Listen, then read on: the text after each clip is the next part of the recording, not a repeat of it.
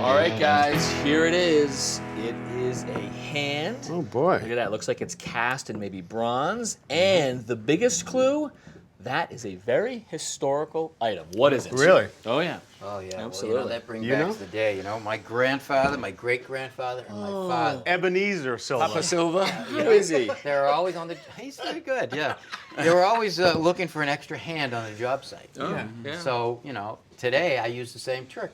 My guys, I go by, my guys are trying to trim a window or whatever they're doing. What's going on? What's taking so long? You need a hand?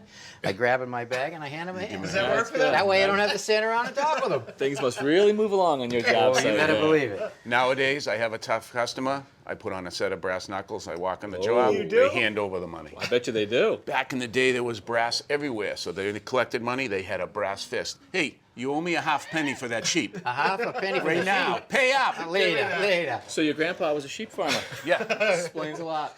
Right about the same time that he would been collecting that old money, around the tavern, you'd be sitting around the tavern. There's a couple things that always were there. There was a spittoon, right? for you. And there was always one of these. Before old Dr. Heimlich was around, you'd be chewing, you'd have your ale and maybe chewing on some mutton. Just hold that right there. The old mutton. And you chew. Oh, Richard, you okay? See it? That's disgusting.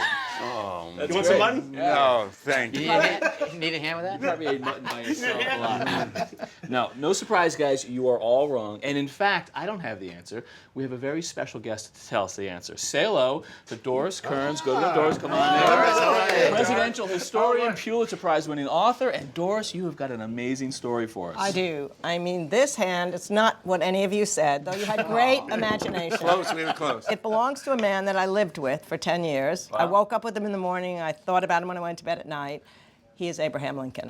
This is his hand. story. I love the guy. I love the guy. Lincoln's So hand? that is Lincoln's hand. It was cast on May of 1860 when he won the Republican nomination. So the sculptor came and he took his hand after he'd shaken hands with a whole bunch of people, and here it is. Wow. But there's something even more interesting.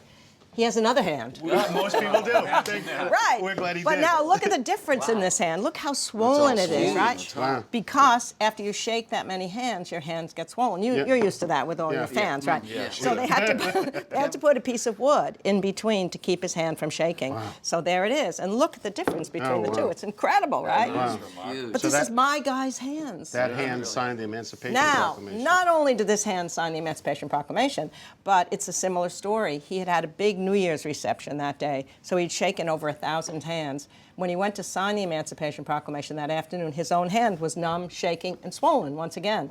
So he put the pen down. He said, if ever my soul were in an act, it is in this act. But if I sign with a shaking hand, posterity will say he hesitated. So he waited, and when you look at his hand, it's the boldest, clearest signing. So this hand and this hand, my guy. Thanks for giving us a hand. Absolutely remarkable.